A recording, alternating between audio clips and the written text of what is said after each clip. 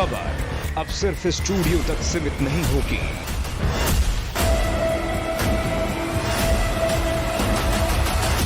खबर अब शहर, हर गली और हर जमीन से होगी।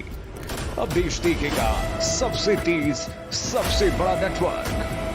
दिल्ली से लेकर पूर्वांचल तक, पश्चिमी यूपी से लेकर पहाड़ों तक, हर खबर अब सीधे ग्राउंड जीरो से। मैं लखनऊ से शिव कृपाल मिश्रा, यूपी की राजनीति का केंद्र, हर बड़े फैसले की अंदरूनी खबर। मैं लखनऊ से संजीव सिंह, सियासत की हर चाल और हर हलचल। देश के प्रधानमंत्री नरेंद्र मोदी ने अपने देशवासियों से अपील की है। कहीं ना कहीं उनको लग रहा है कि देश कहीं ना कहीं आर्थिक संकट से जूझ सकता है। ऐसे में अपील की गई है कि तेल का कम से कम प्रयोग करा जाए, सोना लगभग 1 साल के लिए ना खरीदा जाए, वर्क फ्रॉम होम पे ज्यादा विशेष ध्यान दिया जाए। ऐसे में मेरठ की जनता हमारे साथ है, क्योंकि क्रांति धरा पर हम मौजूद है और यहीं से क्रांति की शुरुआत हुई थी और इस संकट से भी कहीं ना कहीं माना जा रहा है कि मेरठ ही शुरुआत करेगा। हमारे साथ यहाँ के गणमान्य लोग हैं। क्या नाम है आपका? मेरा नाम डॉक्टर अजय चौधरी है। अजय जी, जिस तरह से अपील की गई है, क्या देखिए? ये एक बेहतर अपील है। देखिए जी, इससे क्या होगा कि जो हमारी ईंधन की खपत पे जो उन्होंने बात कही है, मुझे वो सबसे ज्यादा पसंद आई है। पहली बात कि हमारा जो अभी जो विदेशी आयात पे जो खर्च हो रहा है वो कम होगा, महंगाई पर नियंत्रण लगेगा और सबसे बड़ी बात, इसे पर्यावरण संरक्षण की जो बात है कि हम अपनी गाड़ी व्हीकल्स इनके ऊपर ना करें और मुद्रास्फीति की दर को हम मेंटेन रखें, इसी के लिए मुझे लगता है कि बेहतर निर्णय है उनका, जिसका वो हमें स्वागत करना चाहिए। जब वर्क फ्रॉम होम की बात की जाए, देखिए, वर्क फ्रॉम होम भी बेहतर है। ये हमने पहले भी जान चुके हैं कि जब हमारा कोविड का काल हुआ था, उसमें सब दुनिया रुकी थी, लेकिन भारत ही एकमात्र देश था जो प्रधानमंत्री मोदी के नेतृत्व में चलता रहा और वही टाइम अब है। ये देश चलते रहना चाहिए। तो मैं मानता हूँ कि वर्क फ्रॉम होम एक ऐसा है जिससे कि हम आसानी से अपना काम बिना रुके, जो भी हमारे देश की प्रगति से जिस पे आधारित है, वो चलते रहना चाहिए। ये एक अच्छा स्वागत के योग्य निर्णय है उनका। बिल्कुल यही चाहते हैं कि जिस तरह से अपील की गई है, क्योंकि देश को बचाना है तो देश की जनता जरूर साथ होनी चाहिए। क्या नाम है आपका? मेरा नाम डॉक्टर प्रदीप है। डॉक्टर साहब, वर्क फ्रॉम होम की बात की गई है, डीजल तेल शेयरिंग वाहन की बात की गई है। जी, देखिए जहाँ तक बात है तेल की खपत कम करने की बात है, बहुत ही अच्छा डिसीजन है ये माननीय प्रधानमंत्री जी का। और क्योंकि हमारे जो देश का सबसे बड़ा जो इम्पोर्ट बिल जो आता है वो या तो गोल्ड के ऊपर आता है, गोल्ड को इम्पोर्ट करने में आता है, या फिर पेट्रोलियम प्रोडक्ट्स के ऊपर आता है। तो माननीय प्रधानमंत्री जी ने जो वर्क फ्रॉम होम की भी बात की है, तो उससे भी कहीं ना कहीं डीजल की, पेट्रोल ईंधन की खपत कम होगी।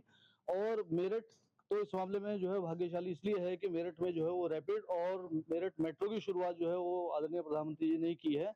तो अगर हम सब लोग जो है, अगर पॉसिबल है जहां तक भी, अगर हफ्ते में 2 दिन या 4 दिन भी अगर हम मेरठ मेट्रो से या रैपिड से अगर हम आना जाना कर सकते हैं, तो उससे भी कहीं ना कहीं जो है वो ईंधन में खपत आएगी और जो हमारा इम्पोर्ट बिल है वो कहीं ना कहीं रिड्यूस होगा। बिल्कुल अपील भी की गई थी कि जो सरकारी वाहन है जो उनका प्रयोग किया जाए, जो आम जनता करे। तो कहीं ना कहीं सौगात मेट्रो की भी दी है, रैपिड की भी दी है।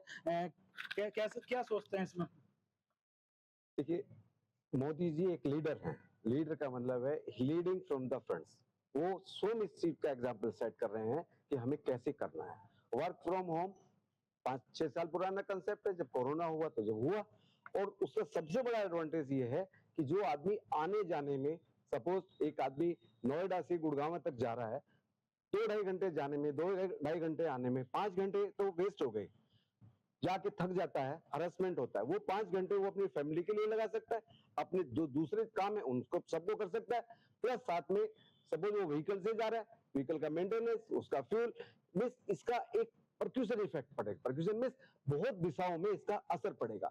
जो समय वो अपने परिवार को नहीं दे पा रहा था, वो बेहतर दे पाएगा। जो बेहतर तरीके से रह पाएगा, उसका खुद के इन्वेस्टमेंट बढ़ेंगे, उसकी सोशल इंटरेक्शन जिन लोगों से वो नहीं कर पा रहा था, सवेरे 7 बजे निकल के रात को 8 बजे 9 बजे तक पहुंच जाएगा। Now he is available for his family. So ये बहुत बड़ा कंसेप्ट है और मोदी जी तो ग्रेट विजनरी हैं। वो हमेशा दूरदर्शी हैं, दूर का ही सोचते हैं और दूर के सोचने में आम जनता के आम मुद्दे और उनसे लोगों का बेनिफिट, सबसे बड़ा बेनिफिट इसका ये होगा, वर्क फ्रॉम होम अगर होगा तो आदमी के पास में एक्स्ट्रा इनकम जनरेट हो जाएगी और वो उसको बेहतर उपयोग कर पाएगा। बिल्कुल कह सकते हैं कि सबसे पहले अमल अपने ही जो मंत्री थे और विधायक थे उन पर करने की कहा था। यहाँ तक कि सूबे के मुखिया योगी आदित्यनाथ ने भी अपनी सिक्योरिटी कम करी, वहीं देश के प्रधानमंत्री ने भी अपनी सिक्योरिटी कहीं ना कहीं कम करी और अपने विधायकों और मंत्रियों से भी ये कहा है कि ज्यादातर हो सके तो अपने वाहनों को कम करें और ज्यादा ही जरूरी है तो जो मंत्री हैं एक साथ भी कहीं जा सकते हैं। हमारे संग और भी लोग मौजूद हैं। क्या नाम? जी, डॉक्टर देवेश गुप्ता। देवेश जी क्या कहेंगे? जैसा सर ने अभी कहा कि बहुत ही दूरगामी सोच वाला निर्णय है। मोदी जी ने भविष्य को देखते हुए आने वाले 4 या 5 साल के लिए भारत की इकोनॉमी को देखते हुए ये अपील लोगों से की है। इसमें एक मुद्दे पर मैं प्रकाश डालना चाहूंगा, जैसा कि उन्होंने कहा है कि हम अपनी जो विदेश यात्राएं हैं उनके ऊपर थोड़ा अंकुश लगाएं और साथ में जो डेस्टिनेशन वेडिंग्स विदेशों में लोग किया करते हैं उसके ऊपर वो थोड़ा अंकुश लगाएं। रीजन इससे एक तो हम अपनी जो फॉरेक्स रिजर्व है उसको कंट्रोल कर पाएंगे, जो कि आने वाले समय में उसके ऊपर एक बहुत बड़ा भार पड़ने वाला है। जैसा कि अभी ये यूएस और ईरान वाले युद्ध की वजह से तेल की कीमतें बढ़ेंगी और हम एक बड़ा हिस्सा इंपोर्ट करते हैं तेल का, जिसकी वजह से हमारा जो फॉरेक्स रिजर्व है वो अंडर प्रेशर है, तो उस पे हम लगाम लगाएं। दूसरा, हमारी जो डोमेस्टिक इकोनॉमी है, घरेलू हमारी जो अर्थव्यवस्था है, इससे उसको भी बढ़ाया जा सके, है ना। जैसा कि पहले भी मेक इन इंडिया के लिए मोदी जी ने काम किया था, तो ये उससे लिंक करते हुए ही आह्वान किया गया है।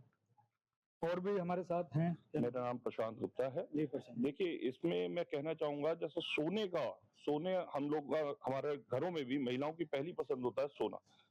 अगर हम सोने को अभी कुछ टाइम के लिए ना परचेज करें तो इसका सबसे पहला इम्पैक्ट जो आएगा वो डॉलर की जो रेट्स अभी बढ़े हुए हैं वो कम होंगे। और ये कोई प्रतिबंध नहीं है, उनकी एक अपील है कि जितना हो सके इसको कम खरीदें। इसका मैं समर्थन करता हूँ। बिल्कुल प्रतिबंध सोने पे नहीं है। देश की आधी आबादी हमारे संग महिला भी है, क्योंकि आभूषणों का शौक सबसे ज्यादा महिलाओं को होता है। ऐसे में 1 साल तक अपील की गई है कि ना खरीदा जाए। किस तरह से देखते हैं आप मैम? सर कोई परेशानी नहीं है, अगर हमें अपने देश के लिए ये त्याग भी करना पड़ेगा तो हम सब राजी हैं, क्योंकि सबसे पहले हर एक नागरिक का फर्ज होता है अपने देश को बचाना और इसका हम समर्थन करते हैं। और जो सर ने हमें ये भी बोला है, नरेंद्र मोदी जी ने, कि आप अपनी स्वदेशी चीजों का परचेज करें ज्यादा, जिससे कि हमारी ही ग्रोथ होगी, इकोनॉमिक ग्रोथ बढ़ेगी, व्यापार मिलेगा हमारे साथियों को, हमारे देशवासियों को। तो मैं सर इस चीज में समर्थन करती हूँ। वर्क फ्रॉम होम के लिए भी कहा गया और आभूषणों के लिए भी। हाँ जी सर, क्योंकि गोल्ड हमारे लिए एक मेटल नहीं है, लोगों के लिए इमोशन है, उनका कल्चर है, उनका ट्रेडिशन है। तो मुझे लगता है कि एक चैलेंज रहेगा गोल्ड को कंट्रोल करना, बट क्योंकि हमारे इम्पोर्ट्स हमें कम करने हैं, हम $72 बिलियन अभी इम्पोर्ट कर रहे हैं गोल्ड का, तो हमें वो कम करना है। वो कम तभी होगा जब हमारा रुपी स्ट्रॉन्ग होगा, डॉलर कम होगा। हम इकोनॉमिक स्टेबिलिटी की तरफ बात करेंगे। इकोनॉमिक कंसर्न सिचुएशन देख के हमें कैसे इकोनॉमिक स्टेबिलिटी अपनी कंट्री में लानी है, तो हमें मोदी जी का ये सुझाव, इस पे फोकस करना पड़ेगा कि कैसे हमें गोल्ड को कम परचेज करना है। अच्छा, जिस समय कहा था मोदी जी ने कि सोने की खपत कम कर दी जाए 1 साल तक, तो आप महिलाएं हैं और सब घरों में बात हुई, तो क्या विचार आया मन में?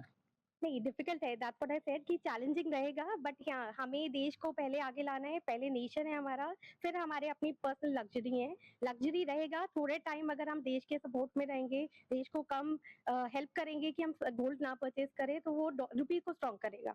बिल्कुल कह सकते हैं, कहीं ना कहीं जो देश को आर्थिक संकट से उभारना है तो कहीं ना कहीं कुछ ना कुछ त्याग जरूर देना पड़ेगा। क्या नाम है? मेरा नाम डॉक्टर रिचा है। महंगाई बढ़ रही है, घर भी मैनेज करना है, सब चीज है, और गोल्ड पे भी पाबंदी। बिल्कुल सर, जैसे मोदी जी ने कहा, हम बिल्कुल उसको फॉलो करेंगे, अपने देश के लिए ये भी जरूर करेंगे।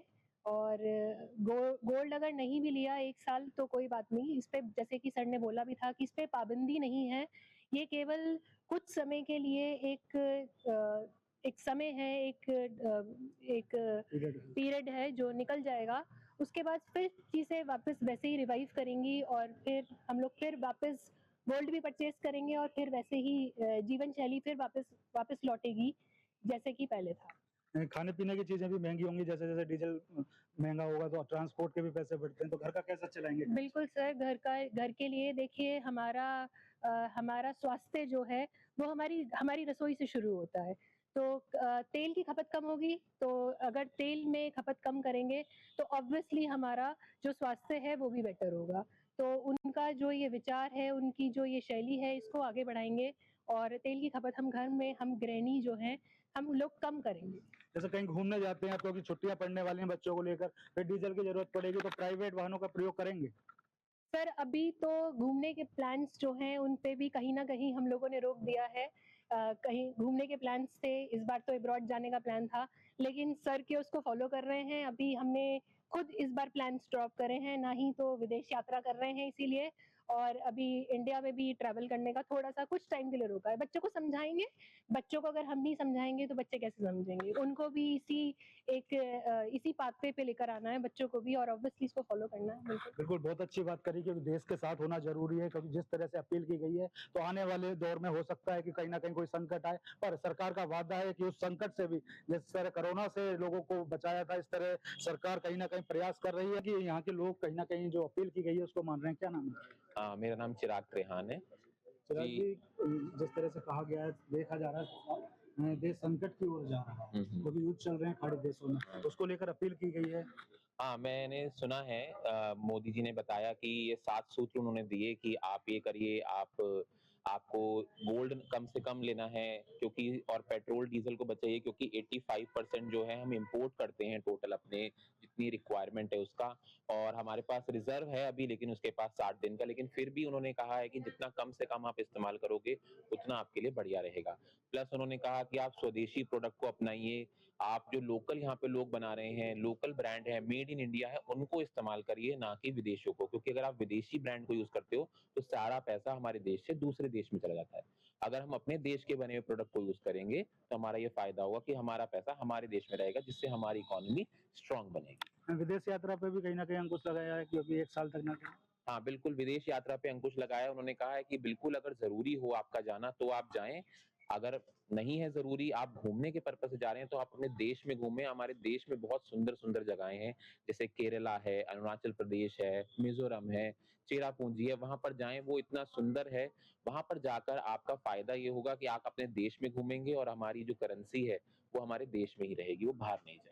अच्छा, जिस तरह से देखा जाए कि जो अपने प्राइवेट वाहनों को लोग यूज़ नहीं कर रहे, सरकारी वाहन है, जैसे मेट्रो और रैपिड ट्रेन मेरठ को दी गई है, तो उसका कितना फ़ायदा मिलेगा? उसका बहुत फ़ायदा है, जैसे आज ही मैंने सुबह अखबार में पढ़ा कि जो रैपिड रेल का है, उन्होंने अपने टाइम के जो है ट्रिप्स को बढ़ा दिए हैं, सुबह 10 बजे से 12 बजे तक और शाम को 5 से 7 बजे तक, ताकि ज़्यादा से ज़्यादा लोग यूज़ कर सकें। जैसे हमने कुछ दिन पहले ही मैंने पढ़ा था कि 1 लाख से भी ज़्यादा लोग जो है रैपिड में सफ़र कर रहे हैं, जो दिल्ली से मेरठ जाती है। तो इतना सफ़र करने से लगभग हम लाखों टन जो है CO2 बचाते हैं, एक तो हम अपना पर्यावरण बचाते हैं और साथ ही साथ अपना ईंधन भी बचाते हैं। बिल्कुल कह सकते हैं कि जिस तरह से अपील की गई है, उसका अमल मेरठ के लोग कर रहे हैं, पर जिस तरह से बात की गई थी प्रधानमंत्री नरेंद्र मोदी द्वारा विदेश यात्रा, क्योंकि विदेश यात्रा बंद कर दी गई है, रोक लगाई है कि जी। यूज़ ना, तो मने नहीं है, जा सकते हैं, पर जनता क्या सोचती है? देखिए, ग्लोबलाइज़ेशन का दौर है, आना-जाना तो देश-विदेश में रहेगा। पर हाँ, जैसे हमारी अब कलीग मैम ने बताया था कि आप अननेसेसरी मूवमेंट से बचें, क्योंकि कहीं न कहीं ये एक टाइम पीरियड है जिसमें हमें निकलना ही है। But for the purpose of business cause तो ये मूवेबल रहेगा।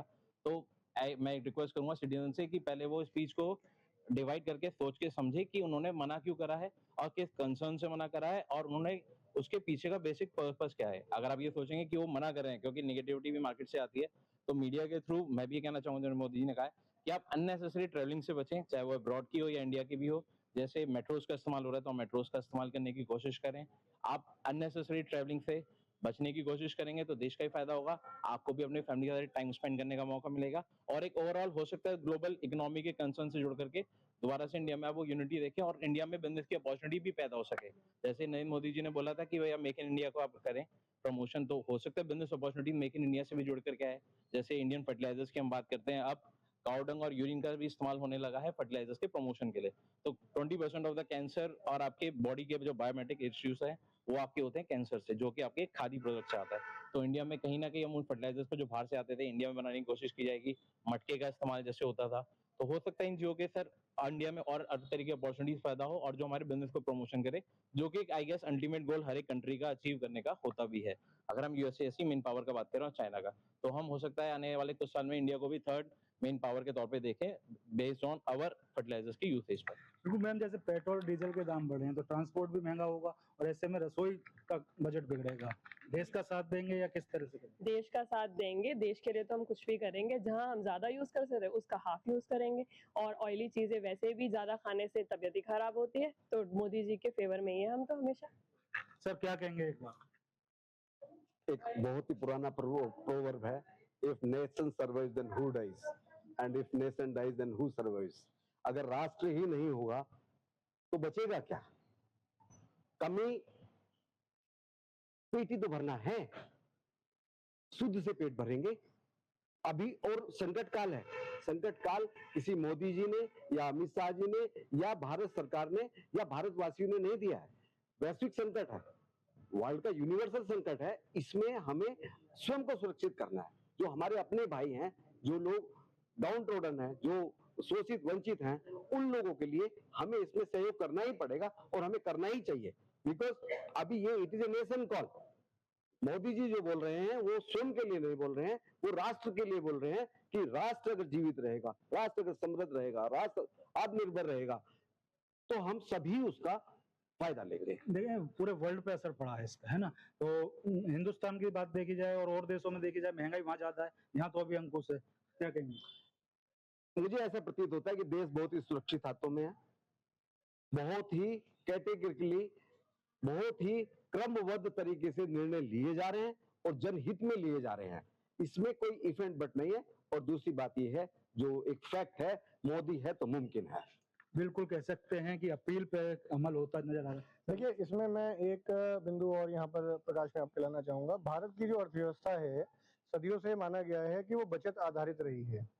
अगर आप थोड़ा सा इतिहास में जाएं, सन 2008 की बात करें, जब ग्लोबल लेवल पर एक मंदी आ गई थी, और उस समय भी भारत का कोई बैंक फेल नहीं हुआ था, जबकि विदेशों में अधिकतर जितने भी, चाहे वो यूएस हो, किसी भी बड़ी इकोनॉमी के जो बैंक्स थे वो सब फेल हुए थे।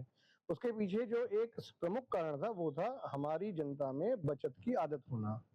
और क्योंकि पिछले कुछ समय में हम ये देख रहे हैं कि थोड़ा सा उसमें कमी कहीं ना कहीं आई है, तो मोदी जी ने जो 7 सूत्रीय प्रोग्राम ये दिया है, उस पर कहीं ना कहीं उसमें एक रीजन ये भी है कि हम अपने अंदर बचत की भावना को बढ़ाएं। बचत होगी, हमारे अपने हाथ मजबूत होंगे, तो आने वाले भविष्य में हम और हमारी आने वाली सभी पीढ़ियां उसके लिए सुरक्षित रहेंगी। अगर कोई भी मंदी वैश्विक स्तर पर आती भी है तो हम उसे चैलेंज करने के लिए तैयार रहेंगे। कंजर्वेटिव अप्रोच के साथ आज काम करेंगे तो भविष्य के लिए हम तैयार हो जाएंगे। कह सकते हैं जिस तरह से अपील की गई है उसके कुछ पॉइंट हैं, अगर उस पॉइंट को जनता स्वीकार करती है और मानती है तो कहीं ना कहीं जो संकट आया हुआ है, वैश्विक संकट कह सकते हैं इसको, उससे उभरने में कहीं ना कहीं देश को मदद मिलेगी। और अगर जिस तरह से जो मुद्दे हैं और जो बात की गई है उस पर जनता अमल करेगी तो कहीं ना कहीं और देशों से हम उठते हुए नजर आएंगे। भारत अपडेट के लिए मेरठ से अभय शर्मा।